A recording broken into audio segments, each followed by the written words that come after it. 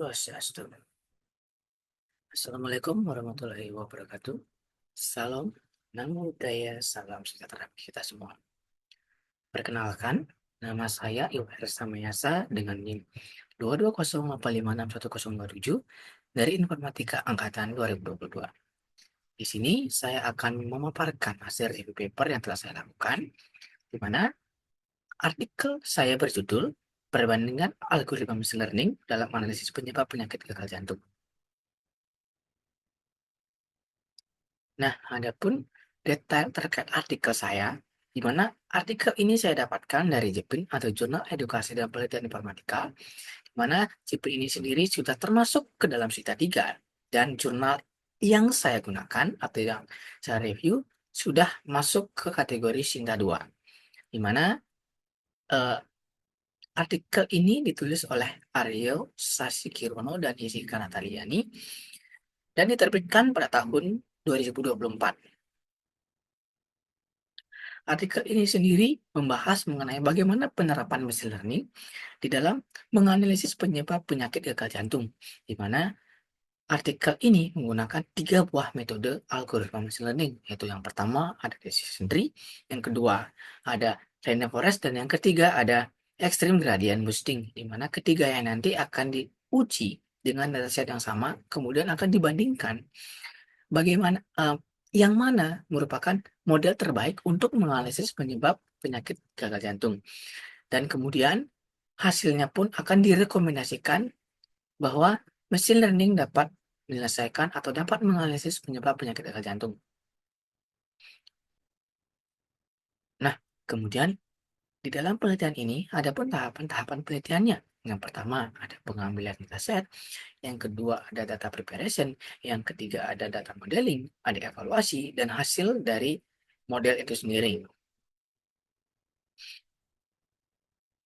Nah, kemudian tahapan pertama dimulai dengan pengambilan dataset, di mana dataset yang digunakan diambil dari website Kaggle yang berjumlah 918 data pasien, di mana setiap data pasien direpresentasikan ke dalam 12 variabel. Nah, untuk variabelnya sendiri bisa teman-teman lihat pada layar telah ada tabel yang menunjukkan variabel-variabel yang ada di dalam dataset. Yang pertama ada umur, jenis kelamin, dan sebagainya. Nah, kemudian tahapan berikutnya yaitu melakukan data preparation, di mana penulis mengubah data kategorikal menjadi data numerik dengan menggunakan teknik label encoder. Di mana jika teman-teman lihat pada tabel yang ada pada layar, tabel di atas bisa teman-teman perhatikan bagian kolom SD slope, di mana kolom tersebut isinya adalah data kategorikal, di mana ada up, flat, up, dan flat. Nah, data tersebut diubah menjadi data numerik, di mana dengan syarat variabel up diubah menjadi 0 dan flat diubah menjadi 1, sehingga nanti akan menghasilkan kolom baru yang isinya adalah data numerik. Nah, tahapan berikutnya yaitu data modeling, di mana penulis memilih 3 buah algoritma machine learning. Algoritma yang pertama itu adalah decision tree. Decision tree itu merupakan pemodelan klasifikasi berdasarkan pembagian data ke dalam bentuk pohon keputusan. Nah, ada pun random forest, di mana random forest ini adalah algoritma yang menggabungkan banyak pohon keputusan untuk menghasilkan model yang lebih stabil dan akurat. Dan yang ketiga adalah extreme gradient boosting, di mana model boosting yang berbasis gradient yang memperbaiki gradien prediksi dari pohon sebelumnya untuk meningkatkan akurasi yang ada.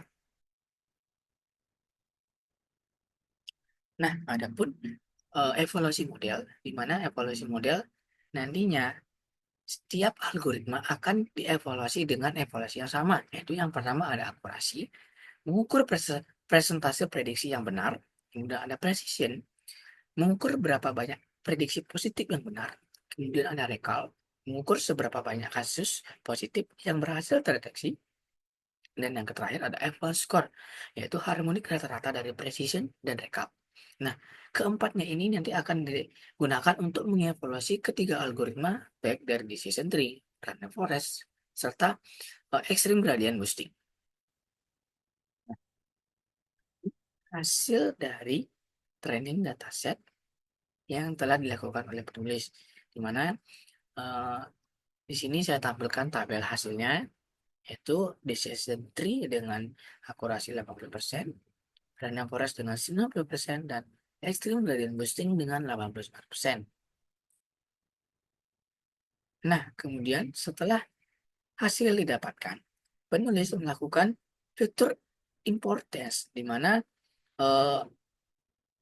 mengklasifikasikan variabel mana dari dataset yang merupakan variabel yang penting untuk menentukan penyebab terjadinya penyakit gagal ginjal, gagal jantung. Maaf. Nah, adapun hasilnya itu yang pertama dari decision tree. Decision tree kontribusi SD slope sebesar 39%, artinya untuk menentukan apakah seorang pasien mengidap penyakit gagal jantung atau tidak, itu SD slope merupakan kontribusi atau faktor utama dengan kemungkinan 39% menjadi penyebab dari eh, berhasilnya analisis bahwa pasien tersebut terkena gagal jantung atau tidak. Kemudian yang kedua ada random forest. Random forest eh, juga menghasilkan faktor yang sama, namun dengan kontribusi sebesar 22%. Kemudian dari extreme gradient boosting juga mendapatkan hasil yang sama, namun kontribusinya sebesar 46%. Nah, dari eh, hasil yang telah dilakukan, dapat disimpulkan oleh penulis bahwa eh, SD slope merupakan faktor utama atau faktor yang cukup penting untuk digunakan di dalam menganalisis penyebab terjadinya gagal jantung atau menganalisis apakah orang tersebut eh, mengidap penyakit gagal jantung atau tidak. Nah, setelah itu penulis melakukan evaluasi performa lagi dengan dengan ketiga model, yaitu decision tree, random forest, serta extreme gradient boosting dengan menggunakan threshold 0,03. Nah, dalam penelitian ini sebenarnya penulis melakukan 3 kali evaluasi dengan threshold yang berbeda, yaitu dengan 3%, dengan 4%, dengan 5%. Namun, di sini kenapa saya mengambil yang 0,03 atau 3%, karena eh, dari sini mendapatkan hasil terbaik dari 3 kali training yang dilakukan dengan threshold yang berbeda. Nah, yang pertama, decision tree itu mendapatkan 84% akurasi.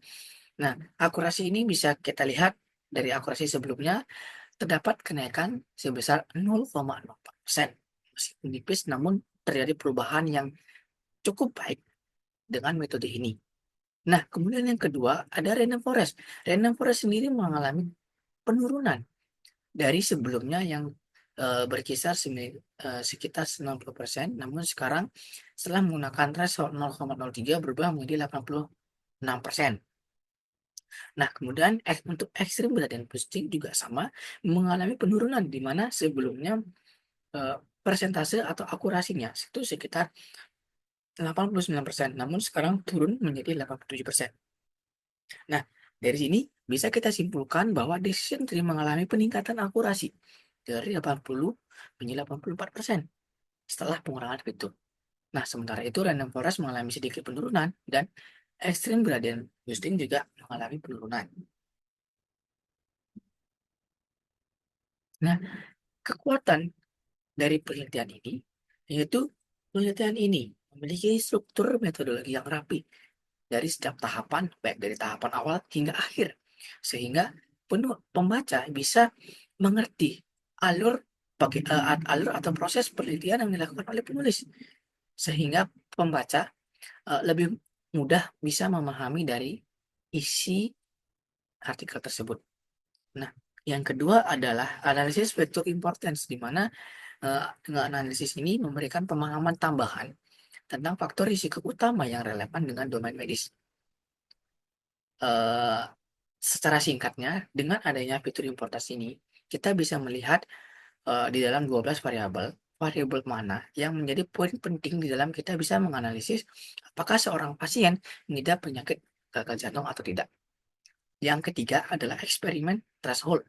Nah, dengan eksperimen ini kita bisa berinovasi dalam menguji dampak pengaruh pengurangan fitur serta memperkaya interpretasi hasil. Dengan sederhananya bisa kita gambarkan bahwa dengan threshold ini kita bisa menghilangkan beberapa metode atau bukan metode ya, beberapa variabel yang tidak begitu penting sehingga dapat mengurangi waktu dalam pemrosesan dataset nanti. Nah, yang keempat adalah pemilihan model yang relevan. Nah, penulis cukup relevan di dalam memilih algoritma untuk melakukan analisis terhadap penyebab penyakit gagal jantung, yaitu dengan menggunakan decision tree, random forest, dan extreme gradient boosting, di mana ketiga metode ini adalah pilihan algoritma yang efektif untuk data klasifikasi medis tabular. Nah, adapun kelemahan penelitian dari penelitian ini adalah algoritma yang di training itu tidak menggunakan hyperparameter tuning, sehingga model dijalankan dengan parameter default. Nah, tentu ini akan berpotensi untuk ini akan berpotensi mendapatkan hasil yang belum optimal dengan performa model yang semestinya. Nah, yang kedua adalah diskusi klinis yang kurang.